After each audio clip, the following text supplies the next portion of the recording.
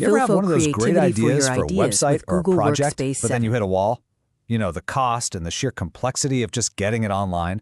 Well, today we're going to look at a pretty fascinating proposal that wants to just tear down those barriers using a really wild combination of free domains and artificial intelligence. Okay, let's dive right in. I mean, really think about that question. Right now, if you want a domain name, you're paying an annual fee. Then you got hosting, maybe a designer, a developer.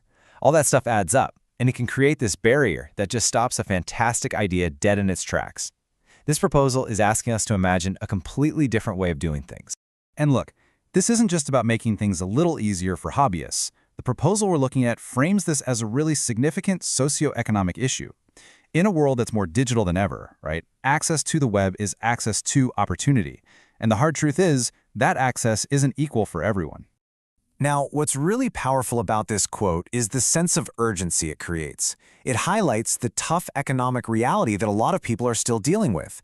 You know, in the wake of the pandemic, there's this huge need for solutions that empower people to rebuild and innovate, but without needing a ton of cash up front. So where does a bold idea like this even come from? Well, it didn't just pop out of thin air. It actually came from a very structured, very analytical process. It's a classic case of seeing a problem and then working through it step by step to find a real solution. And get this, the author of this proposal didn't just dream this up. They actually applied principles they learned from a problem-solving course with ICANN, which they finished back in December of 2025. That context is super important because it shows this whole idea is grounded in a real solid understanding of how the internet's core plumbing actually works. And this right here, this brings us to the absolute heart of the innovation. The proposal suggests we need to completely rethink how we see domain names. Instead of licensing and, owning a domain for a while, what if we could just use one for free? Okay, let's break this down because this distinction is everything. Over on the left, that's the world we live in now. You pay for a license, you get ownership rights, you pay every year to renew it. But on the right, that's the new model. It's totally free to use, but you don't own it. You have limited user rights, so you can't just sell or transfer the domain.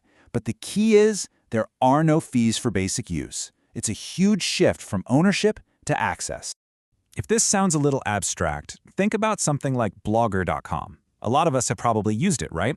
You get a web address, something like mycoolblog.blogspot.com for free. You don't own blogspot.com, of course, but you get to use it to build your own little corner of the internet. This model is basically proposing that exact same idea, but for a much, much wider range of websites and projects. So who does this actually help? Well, the potential impact is massive. I mean, think about it. Startups could test out an idea without having to buy a dozen domains first. Researchers could share their work in an instant. Small businesses could finally get that professional web presence they need. And it would totally open the doors for affiliate marketers and really anyone who's been locked out because of the fees. But hold on, because free domains are just the beginning. The proposal doesn't stop there. It connects this idea with that other massive technological shift that's happening right now. Yeah, artificial intelligence. This is where things get really interesting. So the source gives it a name, the Philfo AI OS model. You can basically think of it as an operating system for your online ideas. It's a proposed framework, maybe hosted on a platform like Google AI Studio, that would hand you not just a free domain, but a whole toolbox full of AI tools to actually build with. And check out how simple this could be. Step 1, you grab your free AI domain. Step 2, you use incredibly powerful tools, something like Google's Gemini, to create your content, your app, your service, whatever it is. Step 3, you publish it instantly. And step 4, this is the real game changer. You can start earning money through automated AI-powered advertising. The whole model is built around this incredibly powerful idea of earning while learning. By baking something like Google AdSense right into the creation process and having AI help optimize it all, creators could actually start generating revenue from day one. That just completely removes another huge hurdle, a headache of trying to figure out monetization. And the revenue model? Super simple. The creator keeps the vast majority of the money, let's say 90%. A small slice, maybe 10%, would go back into the system as a donation to keep it running. The source even suggests this could help simplify all those complex tax and legal issues for individual creators, making it even easier to just get started. So, okay, let's step back for a second. When you put all this together, the free domains, the integrated AI tools, the automated monetization, what kind of future are we really looking at? What are the big takeaways from all this? Well, the ultimate vision here is for a much more inclusive and connected internet. It's all about lowering those technical and financial walls to entry, which would allow so many more voices, more ideas, and more innovations to pop up online.